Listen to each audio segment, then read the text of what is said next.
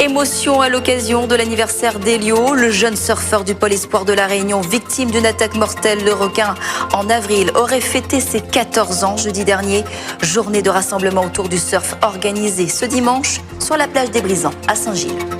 Il aurait fêté ses 14 ans jeudi dernier. Émotion, cette journée de rassemblement organisée ce dimanche en mémoire d'Elio Canestri. Le 12 avril dernier, le jeune surfeur du Pôle Espoir Réunion avait été victime d'une attaque de requin sur la plage des Brisants. On écoute son père et 2 surfeurs du Pôle Espoir au micro de Frédéric Réunion. C'est symbolique parce qu'aujourd'hui, c'était son anniversaire jeudi, mais on l'a fêté aujourd'hui sur cette plage des Brisants. Et aujourd'hui, il y a eu un cadeau d'anniversaire qui était de toute beauté, puisque ça a été, en fin de compte, le partage entre toutes ces personnes qui sont venues, toutes ces personnes qui ont été touchées par la mort de cet enfant et qui se sentent concernées par tout ce qui se passe ici à La Réunion. C'est pour lui montrer que grâce à lui, on y arrive et que les choses avancent. Et que voilà, le surf à La Réunion n'est surtout pas mort. Je me dis qu'il est en train de nous regarder et qu'il aimerait bien être avec nous. C'est quand même dommage qu'il ait dû perdre la vie pour qu'on puisse faire un événement comme ça.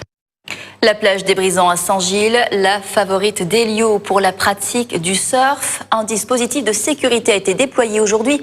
En ce jour symbolique, les surfeurs du Pôle Espoir ont pu se jeter à l'eau durant plusieurs heures. Sur place, Frédéric Réunion. Surf, longboard, bodyboard, une vingtaine de riders du Pôle Espoir réunionnais à l'eau pour profiter des petites vagues des Brisants. Une session sous bonne garde pour éviter toute attaque de prédateurs. En ce jour symbolique, les surfeurs présents ont tous en tête la procédure de sécurité. Ça me fait vachement plaisir de pouvoir surfer aujourd'hui, de pouvoir venir en l'eau pour l'anniversaire d'Elio. Si on entend des coups de sifflet, qu'on voit des fumigènes ou qu'on entend des coups de corne de brume, on doit se dépêcher d'atteindre le rivage le plus vite possible. Sans qu'il y ait une vague ou pas, l'important c'est de pouvoir se mettre là où il y a le moins de fond possible. En le moins de temps. Le dispositif de sécurité est composé de 2 bateaux, dont un équipé de caméras sous-marines afin de repérer la présence de prédateurs. À cela s'ajoutent 6 binômes de plongeurs répartis sur 3 bouées. Leur rôle, alerter et sécuriser la sortie des surfeurs. S'il y a un requin, les vigies vont vers les surfeurs pour les faire sortir, tout en quadrillant la zone. En fait, ils sont pas armés, ils ont soit des débordoirs, donc c'est des espèces de pics qu'ils ont, ou ils ont des fusils mouchetés. C'est-à-dire avec le bout où ils ne peuvent pas piquer. C'est vraiment pour dissuader s'il y a un animal dangereux qui vient.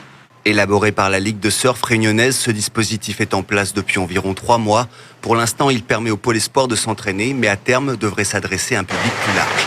Aujourd'hui, on déploie le pôle pour ensuite l'ouvrir sur les licenciés compétition et profiter de la journée pour faire de la détection et voir un petit peu les nouveaux talents. Et nous sommes en train de travailler avec les services de l'État pour pouvoir l'ouvrir toute l'année, pour qu'on puisse faire cette détection. Vous savez, depuis cette crise requin, on a réellement un trou de génération. C'est important pour nous, puisque l'avenir du surf, c'est les nouvelles générations. Or, on n'a plus de nouvelles générations. Des nouveaux talents importants pour l'avenir du surf réunionnais, notamment pour bien figurer au championnat de France, dont la prochaine édition aura lieu à Biarritz du 17 au 26 octobre prochain.